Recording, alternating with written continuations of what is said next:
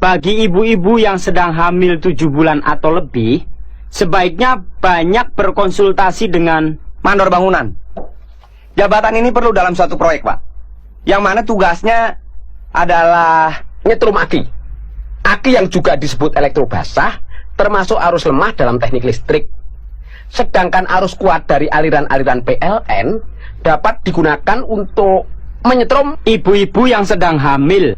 Agar tetap sehat setelah melahirkan, harus banyak makan semen, pasir, oral. Nah, campuran ini disebut kondom, spiral, atau pil adalah alat kontrasepsi untuk menjarangkan kelahiran. tepat.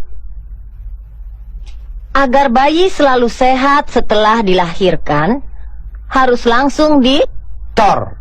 Dan pengecoran itu sendiri, Pak, harus merata agar dapat menghasilkan TV berwarna, video, kulkas, menggunakan tenaga listrik. Ya, dan cara untuk mengubah tegangan ke dalam arus lemah harus dipakai popok bayi dan pakaian lainnya harus selalu bersih. Agar bayi tidak masuk angin, setelah dimandikan, bagian perut bayi harus dibalur dengan cat tembok atau pelitur.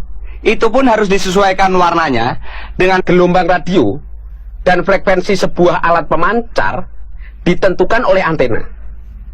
Agar kita mendapatkan suara radio yang baik, antena harus dihubungkan pada tali pusat bayi.